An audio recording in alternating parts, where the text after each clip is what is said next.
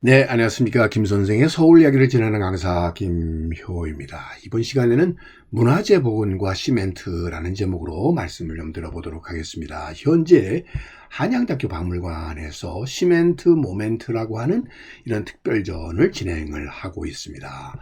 특별히 이 문화재 복원과 관련돼서 시멘트가 어떤 상관관계가 있었는지를 제시해주고 있어서 그간 문화재 복원에 이 시멘트가 사용되었던 것에 대한 나름의 생각에 큰 변화를 가져오는 계기를 만든 전시회여서 여러분들에게 소개를 해드리고자 합니다. 자, 시멘트라고 하는 것 자체가 우리나라의 근현대사의 중요한 계기를 만든 원동력이었다라고 볼 수가 있겠는 것은 그동안 이 근현대사 속에서 겪었었던 수많은 전쟁과 파괴, 이거를 또 복구하고 또 근대화를 하기 위한 중단 없는 전지를 위한 건설로 오늘날의 우리나라의 모습을 갖추게 되는 과정 속에서 근대 건축의 세 가지 소재라고 할 수 있는 시멘트, 철, 유리가 큰 역할을 하게 되었고, 그런 상황 속에서 우리에게 있어서 이런 회색 분말의 시멘트라고 하는 것 자체가 중요한 구조물을 만드는 중요한 하나의 원동력이 됐다, 이렇게 볼 수가 있겠습니다. 특별히 이 여러 재료들이 이렇게 어우러져서 하나의 새로운 구조체를 만드는 과정 속에서 우리 근현대사의 그간의 고정관념의 틀을 깨고 변화를 촉진시키는 모멘트의 역할을 하는 데 중요한 역할을 한 것 자체가 바로 이 시멘트가 아닌가 하는 생각을 되새기게 되는 전시회가 아니었나 싶습니다. 특별히 1824년 영국에서 포틀랜드 시멘트가 만들어진 이래로 올해가 200년이 되는 해이기도 해서 시멘트를 통해서 결국 우리 인류의 근현대사의 이 변화 과정을, 다방면에서의 변화 과정을 한번 조망해 볼 수 있는 좋은 전시회가 아닌가 싶습니다. 흔히 시멘트와 물, 모래, 자갈이 섞여서 이 콘크리트가 만들어지게 되는데, 이 콘크리트라고 하는 것이 만들어지는 그 기초에 시멘트가 있고, 시멘트라고 하는 것이 어떤 방식으로 섞이느냐에 따라서 페이스트, 모르타르 이렇게 바뀐다고 볼 수가 있겠는데요. 뭐니 해도 하나의 건축물을 만들어내는, 이런 공간을 만들어내는데 바로 이 콘크리트와 철근 그리고 유리가 중요한 건축자재로서 작용이 되게 되었던 것이고요. 특별히 이것이 이 콘크리트라고 하는 것 자체가 특별히 그 중에서도 가장 중요한 이런 구조물을 만드는 자재로서 오늘날 쓰여지고 있다고 보시면 되겠습니다. 그 출발선은 석회석을 채광하는 데서부터 시작이 되고요.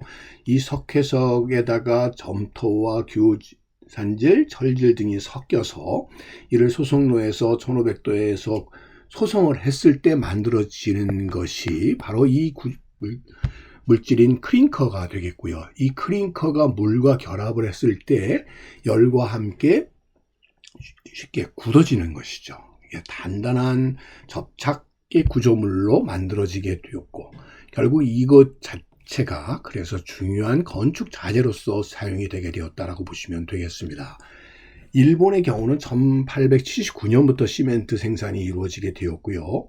1919년 일제강점기에 일본 오노다 시멘트가 평양 인근에 공장을 세우게 되면서 국내에서도 시멘트 생산이 시작이 되었다라고 보시면 되겠습니다. 1919년에 시멘트 생산이 이루어지기 전만 하더라도 결국 시멘트는 수입되는 것이었고요. 그러다 보니까 그 당시만 하더라도 오늘날과는 다르게 대단히 비싼 하나의 건축 자재였었다라고 보시면 되겠습니다. 결국 국내에서 이렇게 시멘트 생산이 대단히 활성화되기 시작하면서부터 결국 이 도로나 교량, 항만, 관공서 등 일제 식민지 통치 기반을 구축하는 것뿐만 아니라 문화유산의 보수에까지 시멘트가 널리 사용될 수 있게 되었다고 보시면 되겠고요. 그런 의미에서도 시멘트라고 하는 것 자체가 일본의 조선 통치 체제를 구축하고 완성하는 데 중요한 소재 역할을 한, 모멘트 역할을 했었던 것이 바로 이 시멘트였다라고 볼 수가 있겠네요. 자, 당시 이 스모리에 있었던 시멘트 공장의 모습을 담고 있는 지도가 되겠고요. 당시 이런 대규모의 소속로를 갖추고 있는 시멘트 공장에서 시멘트가 대량으로 생산이 되게 되고 거꾸로 이게 수출까지 되게 되면서 이것 자체가 중요한 이 조선 사회의 변화를 가져오는 하나의 모멘트가 되었었다라고 보시면 되겠고요.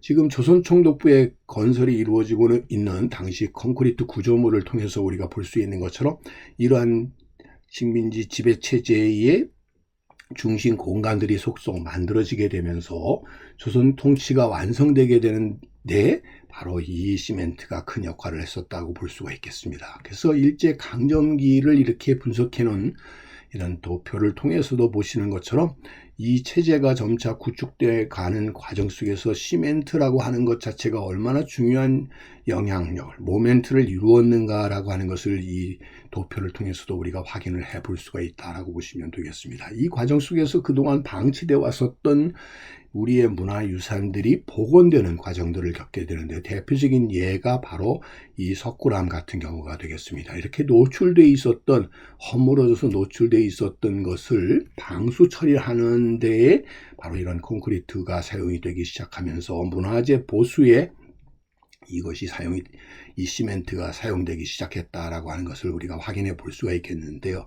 그동안은 이 시멘트라고 하는 것 자체가 오늘날은 아주 값싼 건축자재이다 보니까 우리의 문화재를 날림으로 이렇게 복원한 것으로, 잘못 복원이 아니라 훼손한 것으로 이렇게 평가되어 왔었습니다만 실제로 그 당시로서는 가장 최첨단의 고급 자재로서 복원을 했었다라고 하는 점을 이제는 좀 다시 생각을 해봐야 되는 계기가 된 게 아닌가 하는 생각을 이번 전시회를 통해서 느끼게 되었습니다. 그래서 오늘날에 이렇게 석굴암의 모습을 갖추게 된 데에는 바로 이러한 시멘트 방수 복원 작업이 계기가 되었다라고 볼 수가 있겠고요. 또 하나의 중요한 문화유산이 되게 되는 것이 바로 이산에 있는 미륵사지 석탑이 되겠는데요.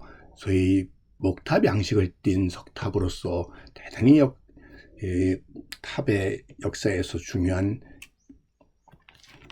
하나의 자리를 차지하고 있는 것이 바로 이 미륵사지 석탑이 되겠는데요. 복원되기 이전에 당시의 모습을 담고 있는 사진들을 보게 되면 대부분 방향에 따라서 많은 부분이 이렇게 무너져 내렸다는 것을 알 수가 있겠고요. 이런 부분들을 이렇게 시멘트로 보강을 하게 되어서 그 모습 자체가 유지될 수 있도록 했었던 예가 바로 이런 모습이 되겠고요.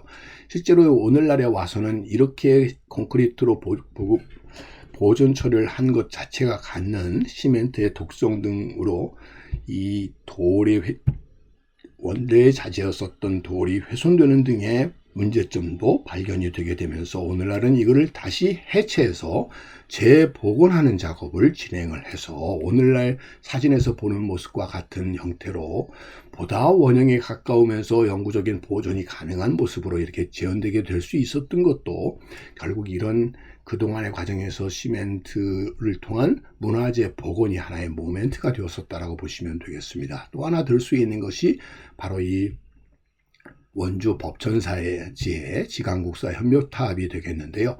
이것이 서울로 안출이 되어 오고 특히 한국전쟁을 겪으면서 수많은 이렇게 파편으로 이렇게 조각나발이게 되었었던 것을 결국 시멘트로 이를 결합해서 복원을 하게 되었었고 결국 이런 것들이 계기가 되어서 문화재 복원의 하나의 모멘트를 이루게 했었던 중요한 접착제 역할을 했었던 것이 시멘트였다라는 것을 다시 한번 깨닫게 됩니다.